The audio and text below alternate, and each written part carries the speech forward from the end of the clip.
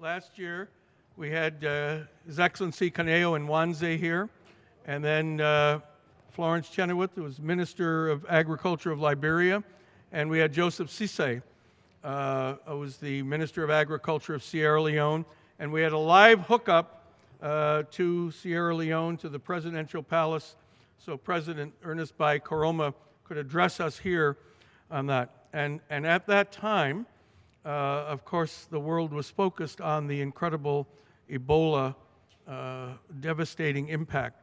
And afterwards, we had a press conference. And except, the only thing comparable in the sadness I felt was the night I got the call that Norm Borlaug had passed away. But the powerful descriptions that Minister Chenoweth and Joseph Cisse and President Koroma provided were of such power and of what devastation had been wrought not only on people but on agriculture. So we wanted to have this opportunity now to take a look and have an update with this. Dr. Sabanda, thank you again for changed her schedule and flew here to get here on time. Thank you so very much. But to have Minister Chenoweth and Dr. Jones here, so it's over to you. Thank you very much, Ambassador Quinn. Thank you for this opportunity to revisit what we call Ebola 102.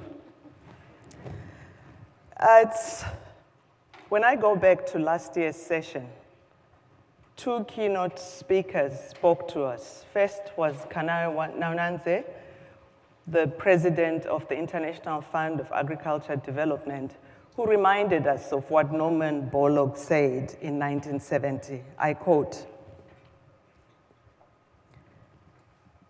"It is said that on this earth, at this late date, there are still two worlds, the privileged world and the forgotten world." Kaneo went on to say, "Our role is to make it happen. Our role is to facilitate. Our role is to support and to enhance."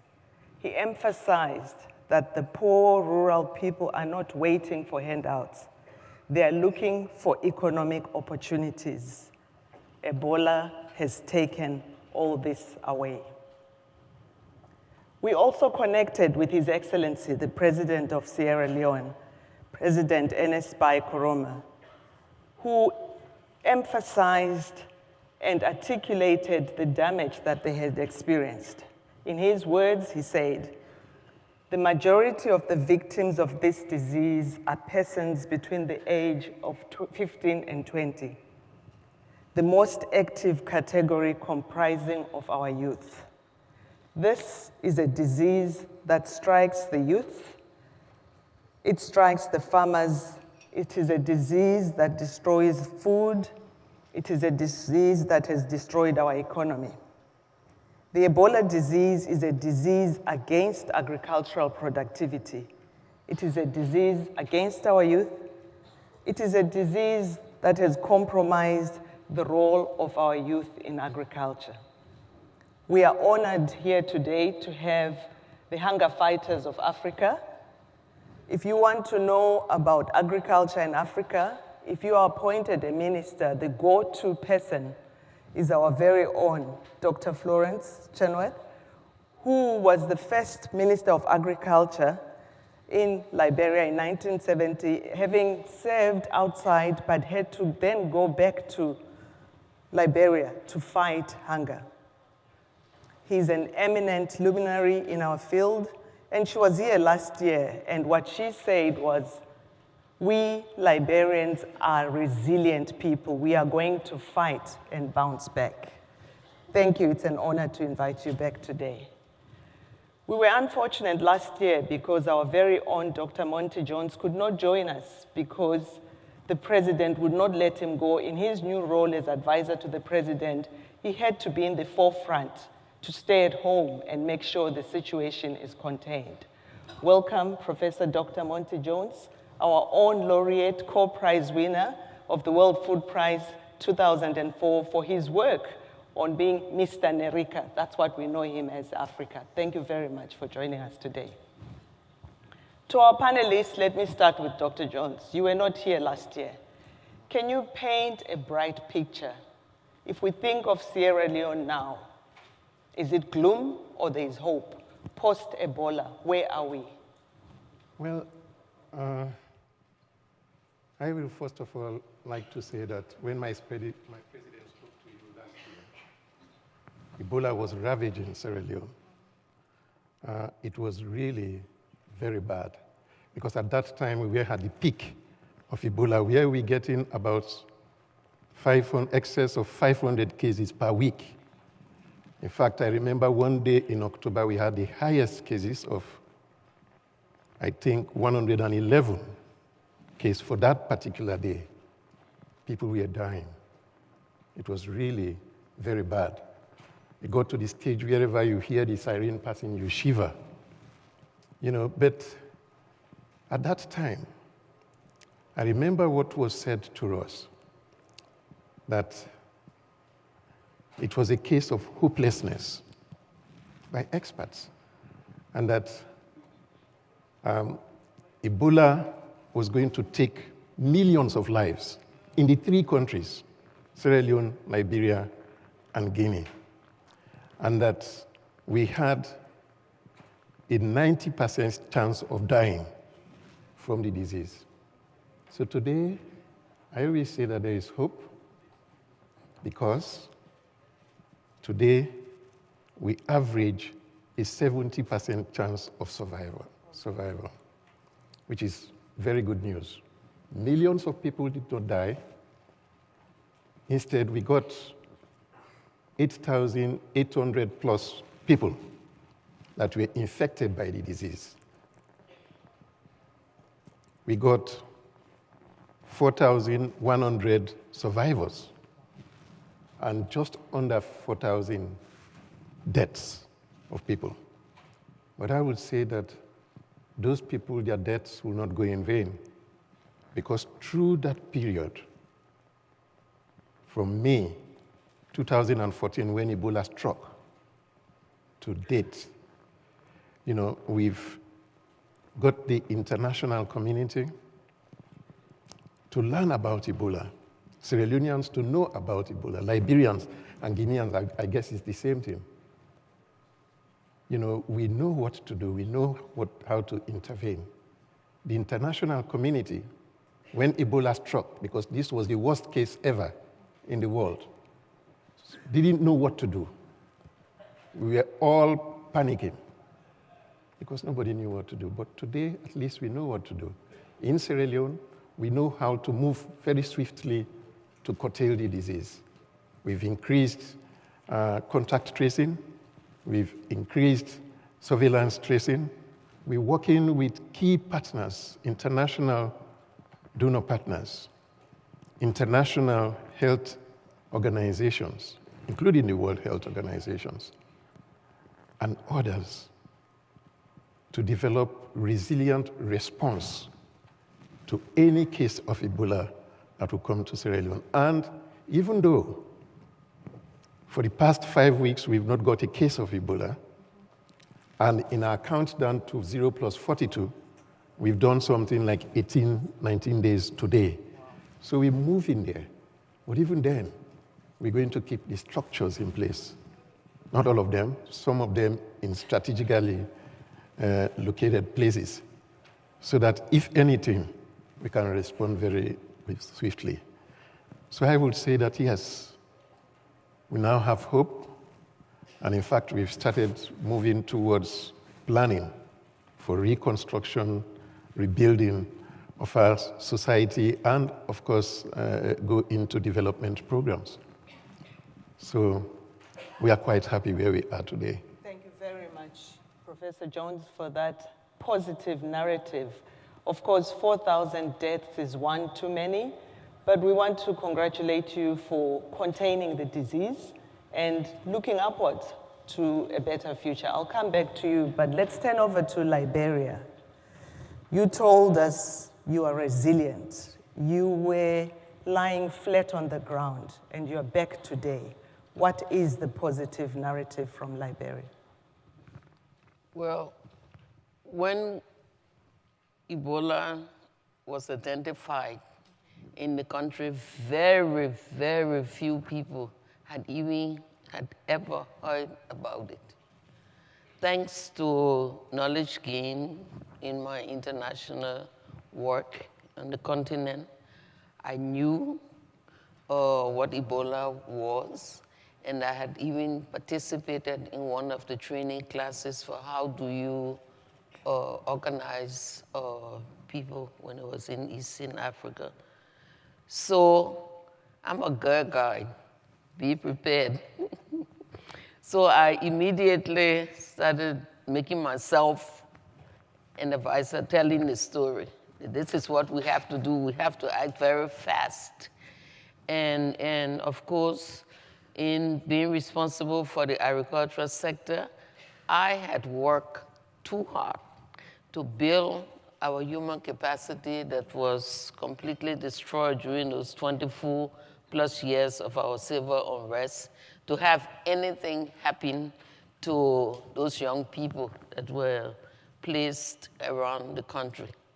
So the telephones were still working. And Africa leapfrogged the telephone, use of the telephone, thank God for that too. Because we were able to say to our farmers, the same way a farmer would call me and tell me there's something on my leaf of this plant, and then we would discuss it, send an extension worker, and then send those farmers, many of them cannot read or write, but they know money.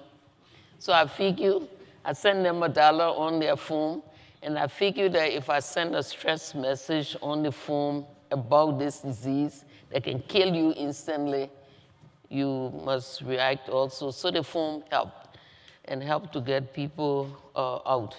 But our greatest success, the person responsible for our greatest success was our president. She is a go-getter for it. And when she heard about it, she said, the buck stops here. So everything, whether you are ambassador, whether you are university president, whether you are a Liberian, every week, the messages, the concerns will be expressed in one place, directed at one point, and the remedies that we will take will be directed by that one source. So she was in charge of it. And that's how we started, sending those messages out. We had our bodies dropping like they didn't know what to do with them. We have a smaller health capacity than Sierra Leone does. We had no aircraft around to take people anywhere. We knew that we had to build ETUs, but even though they are quick to build, you have to furnish them and prepare them. So we went through that period. We exceeded the number of deaths by Sierra Leone. But apart from our president taking leadership, I think we owe it to the Liberian people themselves that took leadership. They heard the message, you must control your community.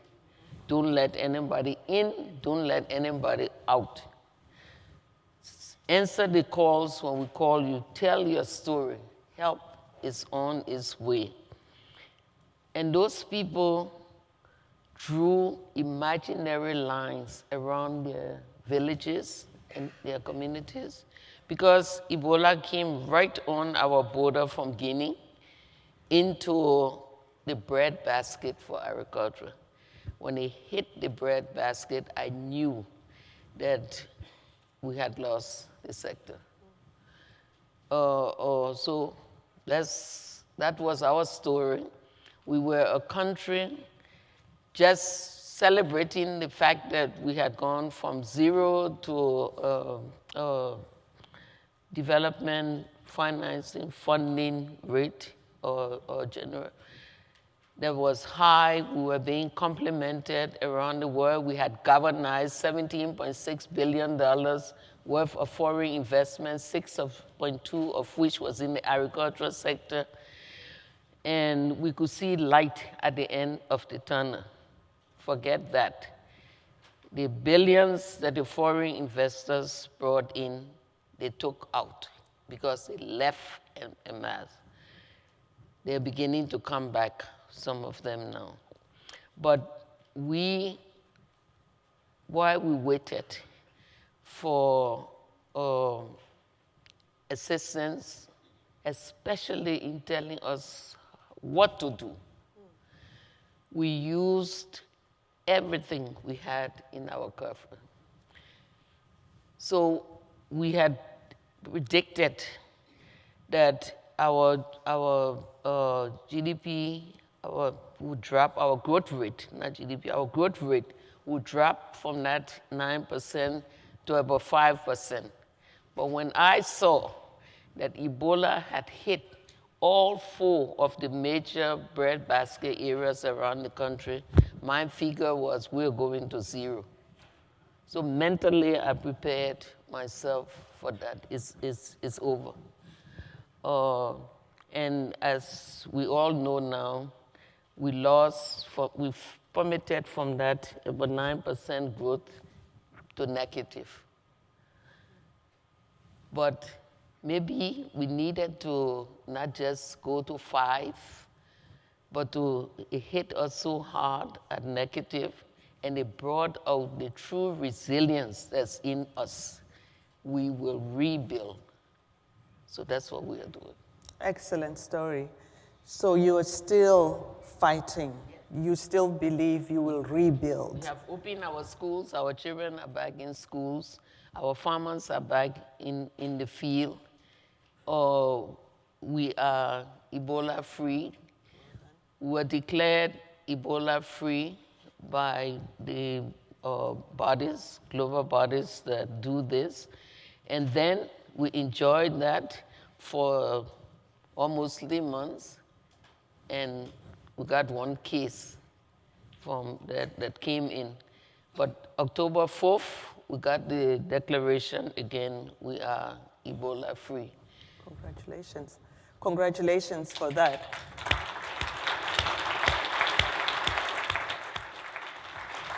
Ladies and gentlemen, we have 2 success stories. Africa can do it, Africa has done it, but we need to move forward. Agriculture is about the long term. We need investment. We need to build resilience of the people and of the systems and the institutions that have been destroyed. Minister Chenoweth, you did explain to us that you lost bridges, and I could not connect the two, that how can a disease result in the loss of bridges? Can you unpack that further? Well, we're in, we went through 24 and a half years of unrest, civil unrest. And we had, in 2006, there was nothing. There was no water running, no electricity, no schools, no churches, no nothing. We started to rebuild from all angles. And so when something like Ebola comes around and everything comes to a standstill, the equipment are just left out there. The bridges that we were constructing, so we had a year of nobody doing anything, and so they collapsed. The works just stopped. I get it now. That's sad.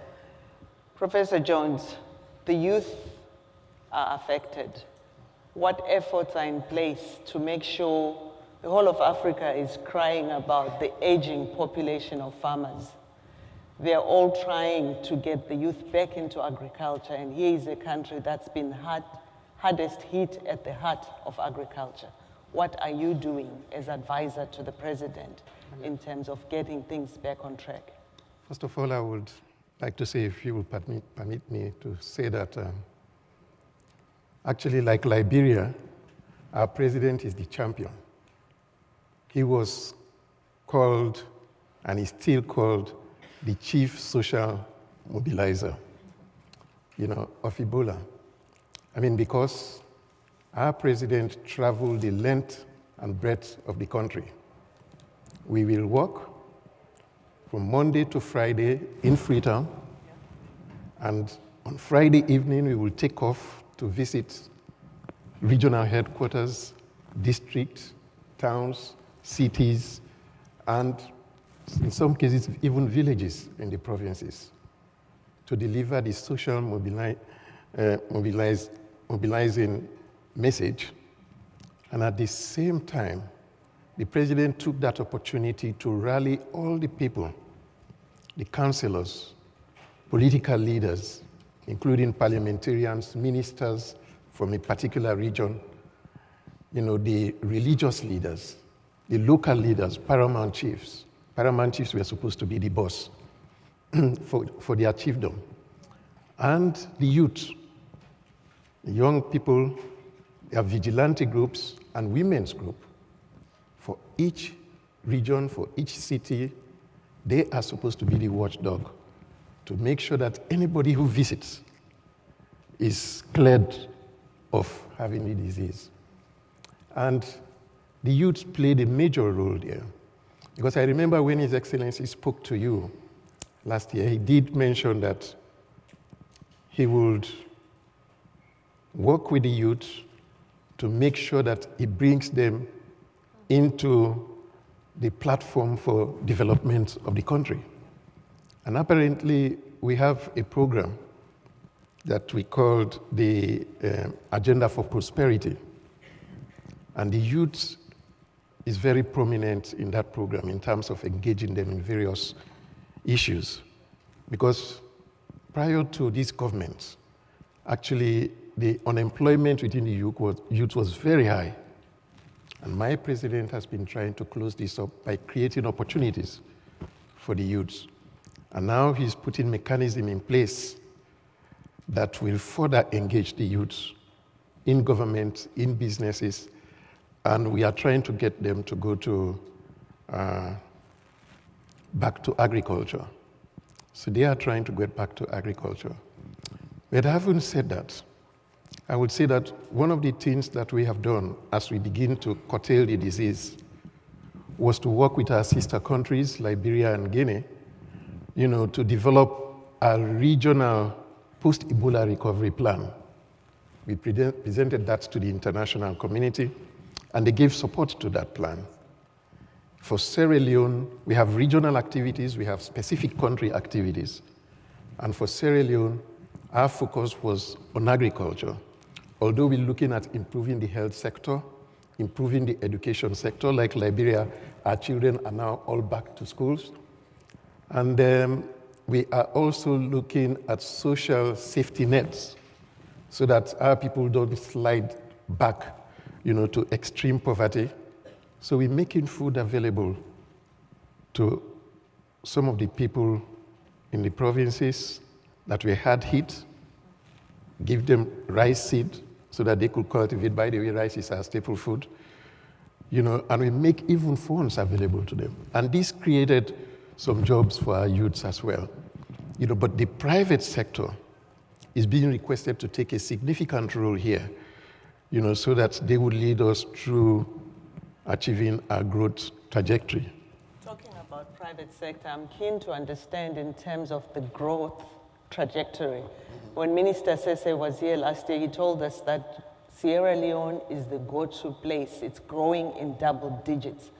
But because of Ebola, you had to revise your growth from 11% to 7% and to 2%, was it? Where are you now? Let me say that when Ebola struck, we were at 11% growth rate. And it was projected to get to 15.5%.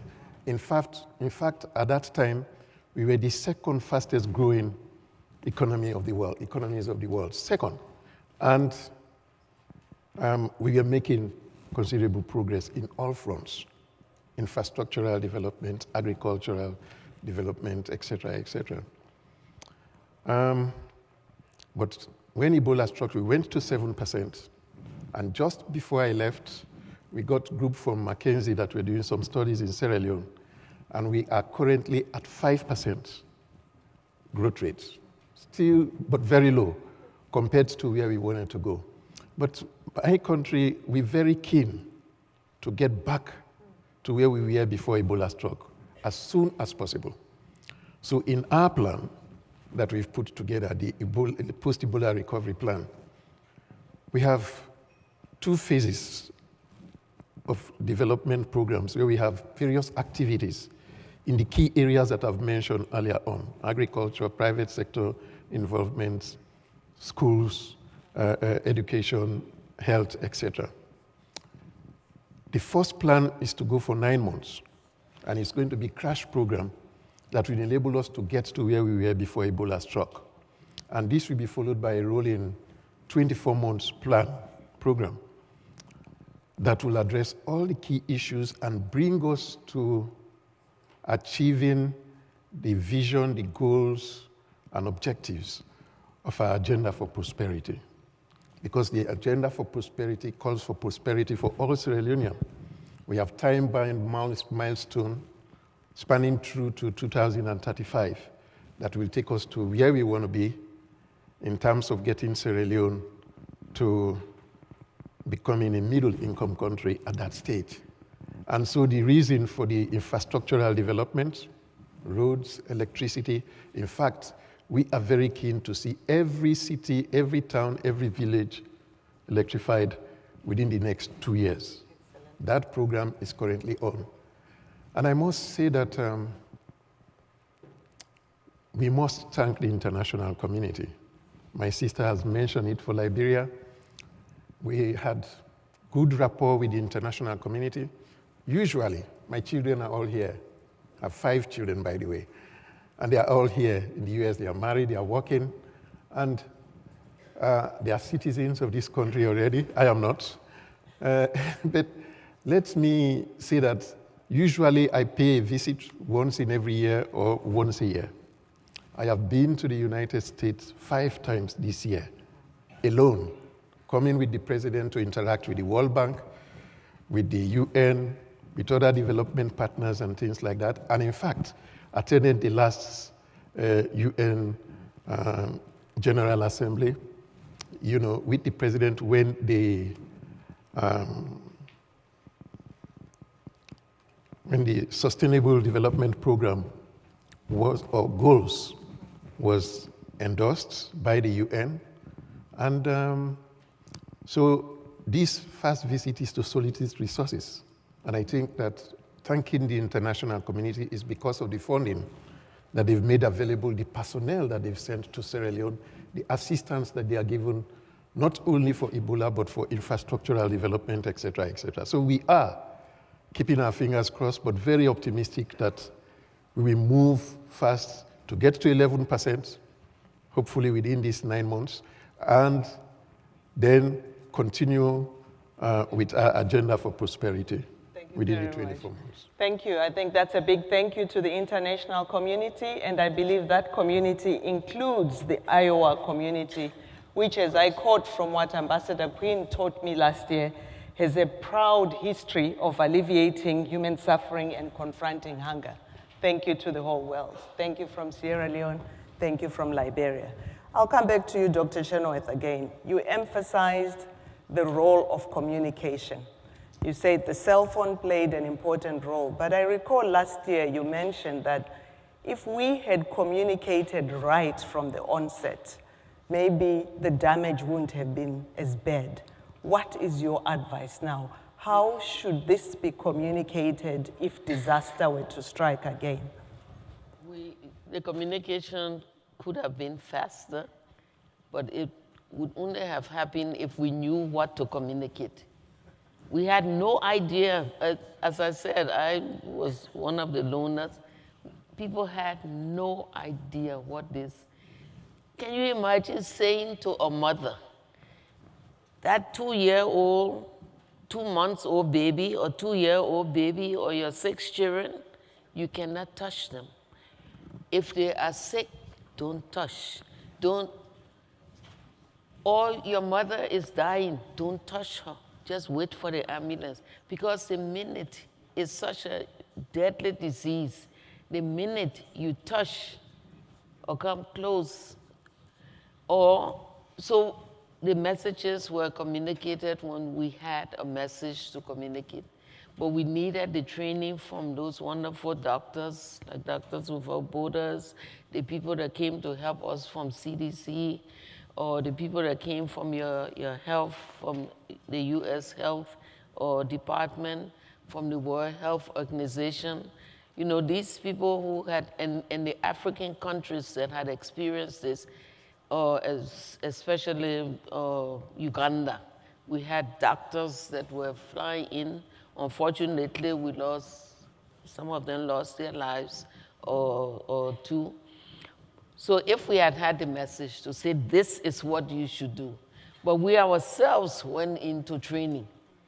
We were all in, I was still in the cabinet at the time, were trained on how to handle things. And the communication we are sending out, I'm no longer there now, but what they are sending out is, don't rush to dismantle everything, because some aspects of what we did to delay the spread of the disease, we want to keep them in place. Everywhere, every market table, every home, every workplace, from the president, the imam, the priest, you have to wash, you have to sanitize before you go in. We want to keep that. It's a good habit to keep. So we were delayed in opening our schools because we had to put those facilities there to protect our children and the teachers. So we're trying to hold on to things that are in place to strengthen the medical services so that they can respond. As I said, we surprised the international community. But you know, not only am I an agriculturalist, an agricultural scientist, but I came out of FAO. So you prepare in time of disaster. You had I was trained on how you move and what you do to prepare for days that you. So we had already done for the agricultural sector, pre-position ourselves on a post-recovery plan. We knew that there would be no seeds, so we got money set aside by our government to order seeds and things and pre-position them in different areas. So it's being like a good girl guide or Boy Scout. You have to be prepared. Excellent. That's an excellent note. Be prepared, like the Girl Guides and the Boy Scouts do. I think we're really talking about a country that went through over 25 years of war, a country that then recovered and became self-sufficient in seeds, self-sufficient in their staples to the extent that they convinced the World Food Program to buy internally. All that was destroyed by Ebola. We're happy today because we are looking at a positive note, and we are looking at a recovery plan that will see Sierra Leone go back to be a middle-income country by year 2035. We hold you account to that. We hope no disaster will strike and take you back. Any burning questions from the floor? Burning?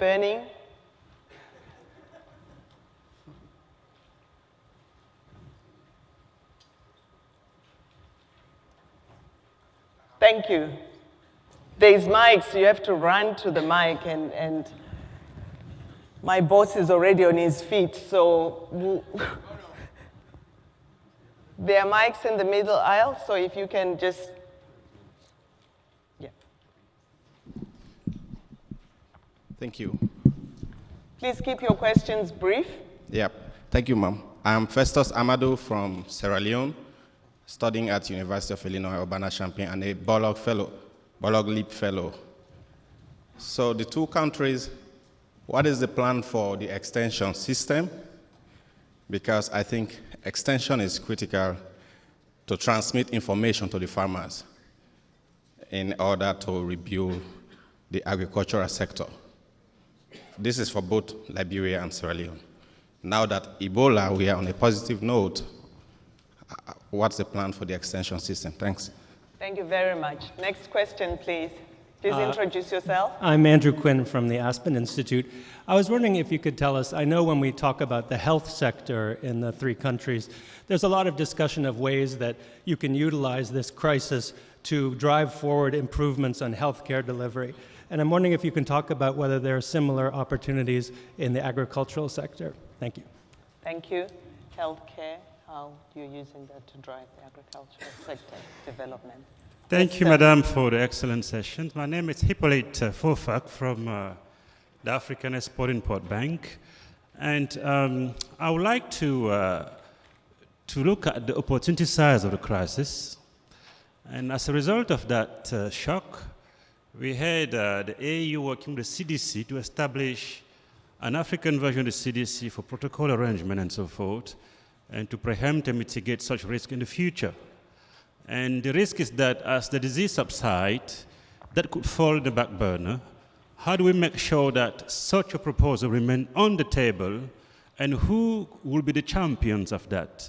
Who is the champion of such a proposal at this stage? Thank you. You got that? Well, let me start with the extension part of it. When we started off, we could not send people in the field because we would be sending them to danger. The people that were in the field, we just grounded them because we wanted to know ourselves how safe it was for them to move and where could they go. People who left from one side just to go and check on their parents, kill whole households. We're not talking about one person dying at a time. We're talking about the whole family. When Ebola hit Liberia across the village, everybody died in that village except a 12-year-old child. So that's how dangerous it is. But the extension workers are back. In fact, when I completed my term in Liberia and left, the person that replaced me is an extensionist, Dr. Moses Zina, out of the University of Wisconsin. So everybody thinks that I put him there, I didn't. But I wanted, before I forget, I wanted to say to you, Catherine Martini, I can understand why you got the Nobel Peace Prize. Because the organization that is built around this body, called the World Food Program, was in fact the people in charge of logistics. We divided TAS and WFP with our own general service agencies and our ministry, took care of the logistics from the beginning to the end. Wonderful job. If there was not a UN, one would have to be built. Thank you very much. That's heartening to hear. We'll come back to you on the role of women. They are the caregivers. They are the ones who are affected when there's a death in the family. They are the ones who are the backbone of the agriculture systems in our African economy. What is happening now?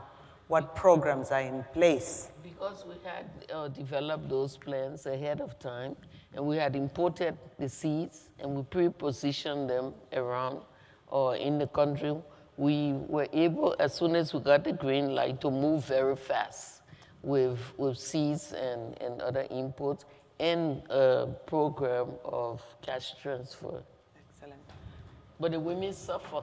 Because they are the caregivers, they rush to try to give care and died by it. Talking of caregivers, we can go to the question on the health care.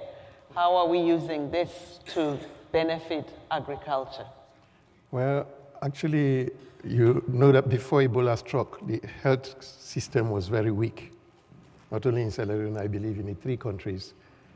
And one of the focus in our recovery plan is to improve the health system and, if possible, to get a healthcare or disease control unit within Sierra Leone so that at least we move fast in combating any future occurrence, whether it's Ebola or Lassa fever or any of those disaster diseases. So effort is being made to improve the health system in Sierra Leone. But it's not just the health system that I believe will contribute to agricultural development. The health system, the education system, the private sector, all of these are issues that we are looking at in our recovery plan and strongly believe that they have a role to play in promoting agricultural development. I think you could see the value of this system being strengthened so that we have abled people, good professionals, that would support the agricultural development plan. But having said that, I would just like to state that the question on extension, my colleague from Sierra Leone knows the structure that we've got in Sierra Leone. Our agricultural or extension officers are strategically placed in each of the districts and chiefdoms in Sierra Leone. When Ebola struck, they continued to remain in their chiefdom. And for those chiefdoms that Ebola was not very severe, farmers went to their field and they were getting support from the extension workers. At the same time, we have developed what we call the ABCs, the agri-business centers. You wouldn't believe how many of these centers we have in the country, maybe about 300 or so. Not all of them are fully functional, but those ones that are functional, even during Ebola period, those farmers that were able to cultivate their fields, we are getting support, from the extension officers in those centers. And we need to strengthen all of this system because I think this is an eye-opener for us in the 3 countries, that we need to put this structure in place and that we should not ever be taken unawares again. If this problem should occur again, we should know what to do. And we have to move fast to make sure that it doesn't spread. Like my sister mentioned, when it came, we had little or no knowledge. That is when Ebola came, we had little or no knowledge. But today I believe that we know what to do. And again, I would like to end by saying that my president is championing all of these issues, and I think it's the same thing for Liberia and Guinea. The 3 presidents really worked very well to mobilize the international community to come to give support to what we are doing. You wouldn't believe the number of people that came to Sierra Leone from China, from the US, from Britain, from Cuba, etc., from African countries, the AU, ECOWAS, all sent their team to Sierra Leone, and all are still giving support to us, although they've reduced the number of people that are there right now. Thank you. Thank you. Ladies and gentlemen, a big thank you from Liberia. Thank you from Sierra Leone.